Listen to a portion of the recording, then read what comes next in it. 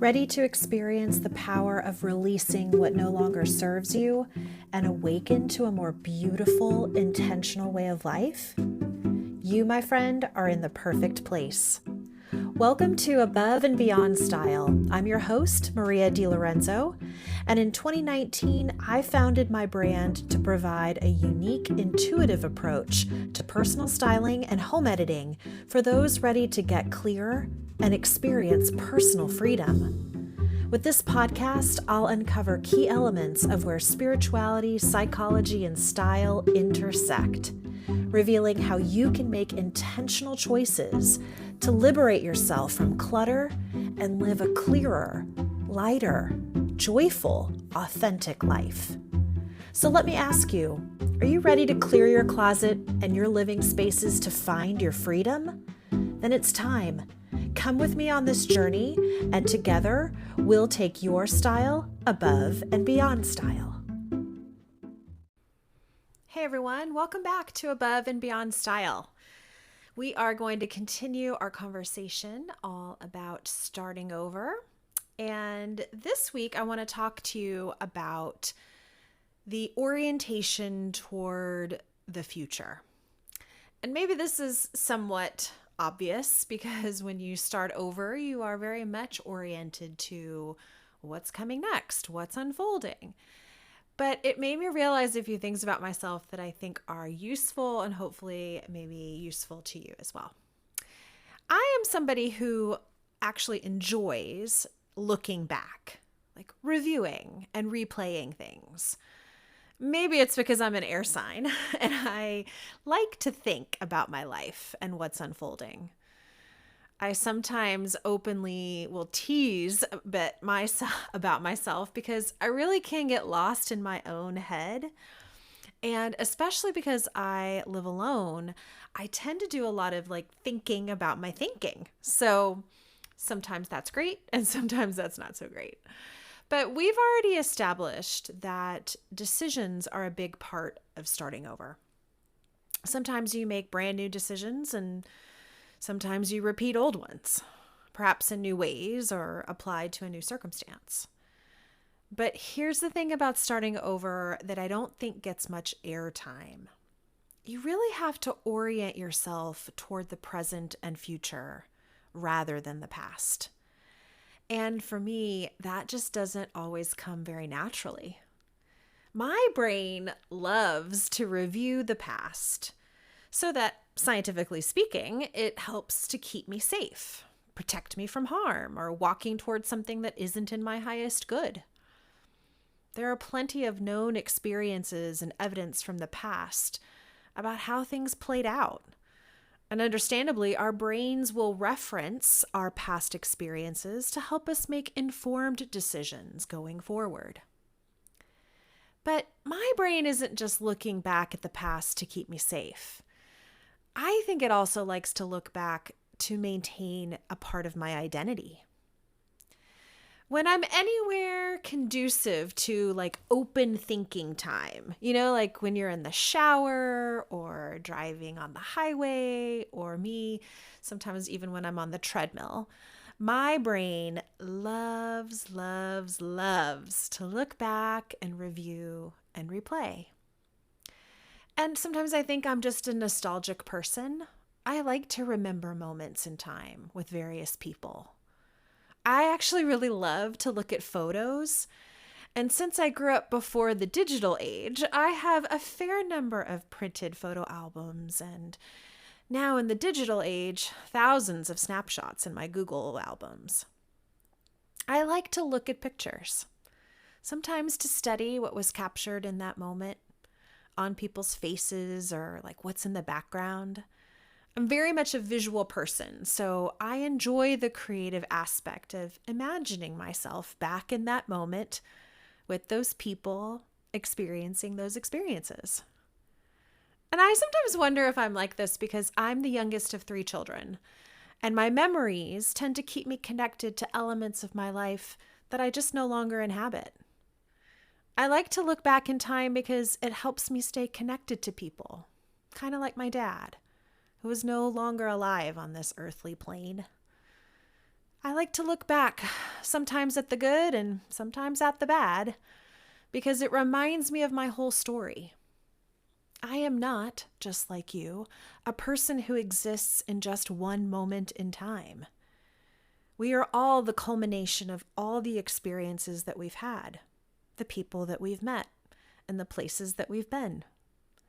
So looking back is somehow preserving my story or my identity. Now, the tricky part of that statement is that it presumes my identity exists not in the current moment, but somewhere in the past. And that my identity is frozen, kind of like some kind of strange time capsule that gets to be visited periodically. Starting over has really helped change that kind of approach for me. See, we all get to be new versions of ourselves from any moment to moment. There's no rule that says who we were then is who we must be now. Our identity is not linear. It's not static. It evolves and it grows as things happen to us. And that identity sometimes has to be updated. I was in Trader Joe's recently doing my grocery shopping after a trip to the gym. And I was still in my gym clothes. And I had on one of my many Boston Red Sox hats, which I often will wear when I'm exercising. The cashier saw me coming up to his lane and he quickly exclaimed to me, "Well, come on over, sunshine. I can see you and I are going to have some sunshine together in my lane." And I smiled at that funny comment. And he continued saying a variety of complimentary things about me showing up in his lane. But mostly I noticed his focus on the present moment.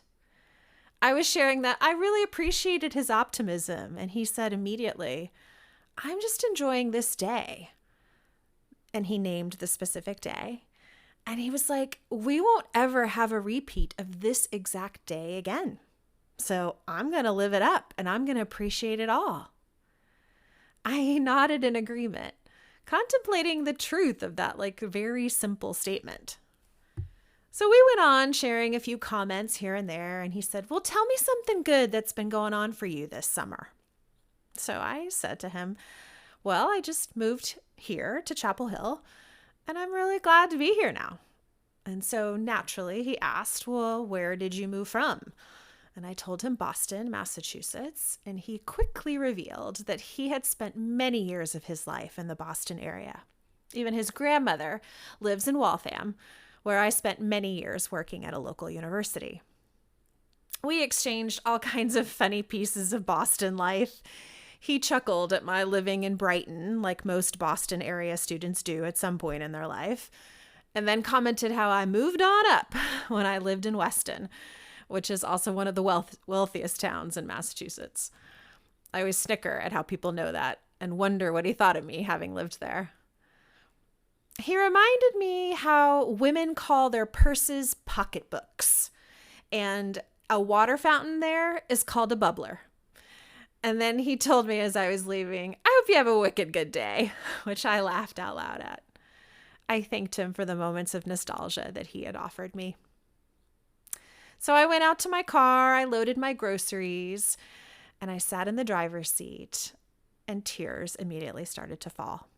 Now, don't be alarmed. I am someone who tends to cry a lot. It's not an unusual expression of emotion for me. And I just cried about that lovely moment of familiarity I had shared with this Trader Joe's cashier. The kindness he showed me, the optimism, the appreciation for this present moment, and the way he also reminisced with me about a town that I have loved for so long. And that's when I think this whole starting over thing clicked. I can always honor the past, but I also have to orient toward the present moment in the future. So when I get lost in my loop of past reviewing and replaying things, I have to actively bring myself back into the present moment. Not to dismiss my nostalgia, but to honor it and then shift. See what's unfolding now. See how much joy starting over has brought me. and see how much excitement I should rightly feel about what's coming. I think I assumed starting over would mean somehow that I was abandoning the past or pretending like I would never revisit it again. And in some ways, that made it feel maybe less important.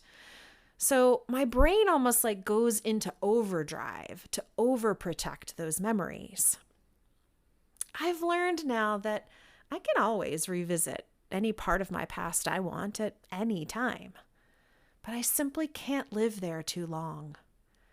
I have to bring my attention to now, see the beauty of starting over in this moment, and see what keeps building as part of that story.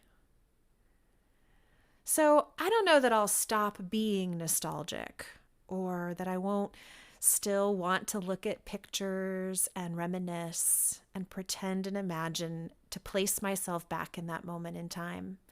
I think I'm going to forever want to be somebody who does that. But I do have to be more conscious of those moments when I'm not paying as much attention to the present and where I'm headed. And starting over is sort of this natural entry point for doing that. You get to say to yourself, yeah, the past was really important and a huge part of my identity. But there are still so many more things to come. I loved this saying once that I heard maybe on Instagram or I read it somewhere about like, you haven't met all the people that you're going to meet in your life. And you're not having met everyone who will love you and everyone who will sing with you and jump with you and laugh with you and all the things that make the human experience really fun. There's still more to come. And God willing, I have many more years ahead of me for those things to unfold. So it's interesting in this moment in time where my mind very naturally likes to go back and rehearse and replay and sometimes rehash to the point of ad nauseum. But I also have to really appreciate that it's given me so much context for what's unfolding right now. So if you find yourself in the midst of starting over in some small or big way, I'm here to invite you to remember, don't lose sight of the past. That's a huge part of who you are. But don't let it be the only part of your identity going forward. Don't let all the things that have happened to you, all the experiences, all the people you've loved and lost, don't let that be the end of the story. There's more to it, and it's evolving and unfolding. And so that version of you that's here is going to be updated. It's going to be updating in real time. And the people who are around you and in your life, they're going to be experiencing an updated version of you. So let them understand and get to see and know this new person that's here on the brink of this important moment and starting over. I know I'm excited for it, and I'm really trying to lean into it. Again, my nostalgic, loving heart. But I do feel like it's giving me an opportunity to look at the future in a really different way. So I hope this message has been useful to you. And I'm excited to also share in the last portion of this episode about the intuitive message for the collective. And we happen to be in a really interesting moment in time right now where there is just a lot of very intense energy that is kind of floating around the planet. And I'm sure you yourself have seen and noticed a variety of different things that may be happening in your own life. One of which might be some things coming to closure and really kind of clearing out and making its way, hopefully, for something new. And I gotta be honest with you, I understand probably better than most the pain that can sometimes accompany that ending in the closure and the clearing out. I feel like I have done a lot of that over the past several years and very intensely over the last several months and even in the last week. So the message right now is sort of twofold. The first one is really coming strongly about this is a time to be extraordinarily gentle with yourself and to recognize that our human bodies only have the capacity to kind of hold and manage so much. And so we have our limits. And in some ways, those physical limitations are there to help and protect us. So when we feel tired, please rest. When we feel emotionally exhausted, it's okay. Turn it off. Go give your body and your mind something else to focus on. These are important moments to preserve yourself and to take care of yourself. And when the energy is really in this very kind of tumultuous space, it can be a lot for our human bodies to take on. So be gentle. Be gentle with yourself. And what may not be quite as easy in this moment is also be gentle with others. We don't know the full picture of everything everyone is going through.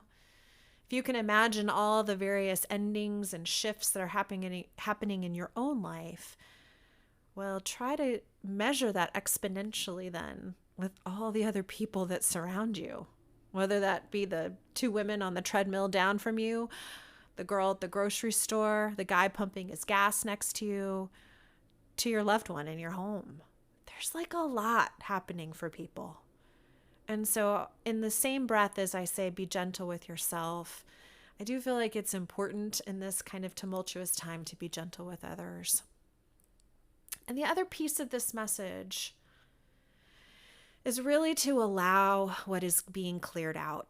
I feel like we can all have a sense of resistance sometimes when things are in upheaval or changing rapidly. And it's very natural to want to feel like you need to take control and you need to slow things down and you want to be able to just regain that sense of steadiness that change often disrupts.